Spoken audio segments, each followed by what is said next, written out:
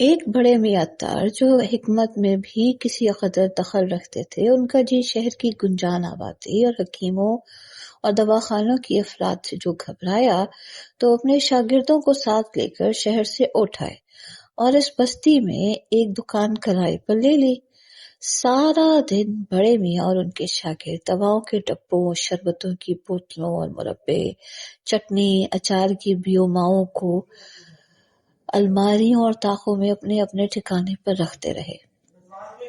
ایک طاق میں طب اکبر قرابہ دین قادری اور دوسری طبی کتابیں جمع کر رکھ دی۔ کواڑوں کی اندرونی جانب اور دیواروں کے ساتھ جو جگہ خالی بچی، وہاں انہوں نے اپنے خاص الخاص مجربات کے اشتہارات سیاہ روشنائی سے جلی لکھ کر اور دفتیوں پر چپکا کر آویزاں کر دی۔ ہر روز صبح کو بیسواؤں کے ملازم گلاس لے لے کر موجود ہوتے اور شربت بزوری، شربت بنفشہ، شربت انار اور ایسے ہی اور نصحت بخش روح افزا شربت و عرق، خمیرہ گاؤ زبان اور تقویت پہنچانے والے مربے مع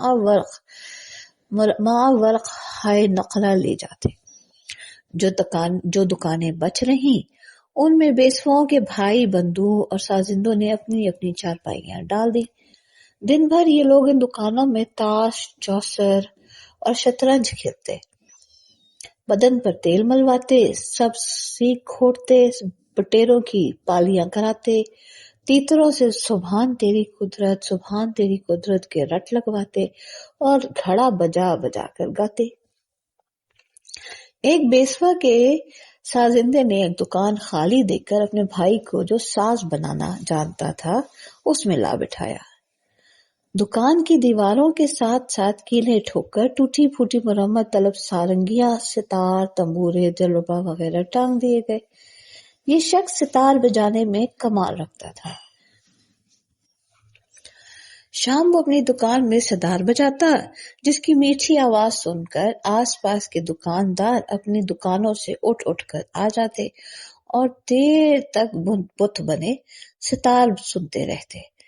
ان ستار نوازوں کا ایک شاگرد تھا جو ریلوے کے دفتر میں کلرک تھا۔ اسے ستار سیکھنے کا بہت شوق تھا۔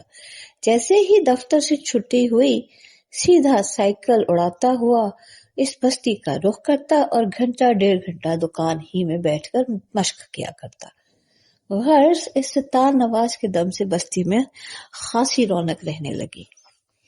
مسجد کے ملا جی جب تک تو یہ بستی زیر تعمیر رہی، رات کو دیہات اپنے گھر چلے جاتے تھے، مگر اب جبکہ انہیں دونوں وقت مرغن کھانا بافطرات پہنچنے لگا تو وہ رات کو بھی یہیں رہنے لگے۔ رفتہ رفتہ بعض بیسواؤں کے گھروں سے بچے بھی مسجد میں پڑھنے لگے، جس سے ملا جی کو روپے پیسے کی آمدنی بھی ہونے لگی۔ ایک شہر گھومنے والی گھٹیا درجے کی تھیاٹرکل کمپنی کو جب زمین کے چڑھتے ہوئے کرائے اور اپنی بے مائگی کے باعث شہر میں کہیں جگہ نہ ملی تو اس نے اس بستی کا رخ کیا اور ان بیسواؤں کے مکانوں سے کچھ فاصلے پر میدان میں تمبو کھڑے کر کے ڈیرے ڈال دیے۔ اس کی ایکٹر اداکاری کے فن سے محض نابلد تھے، ان کے ڈریس پھٹے پرانے تھے،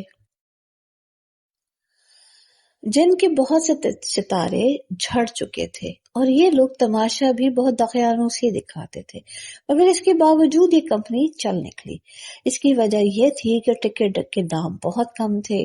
شہر کے مزدور پیشہ لوگ، کارخانوں میں کام کرنے والے اور غریب غربا جو دن بھر کی کڑی محنت، مشقت کی کسر، شور و غل، خرمستیوں اور ادنا عیاشیوں سے نکالنا چاہتے تھے، 5 6 کی ٹولیاں بنا کر گلے میں پھولوں کے ہار ڈالے ہنستے بولتے بانسری اور الغوزے بجاتے، راہ چلتوں پر آوازیں کستے، گالی گلوچ بکتے، شہر سے پیدل چل کر تھیٹر دیکھنے آتے اور لگے ہاتھوں بازار حسن کی سیر بھی کر جاتے۔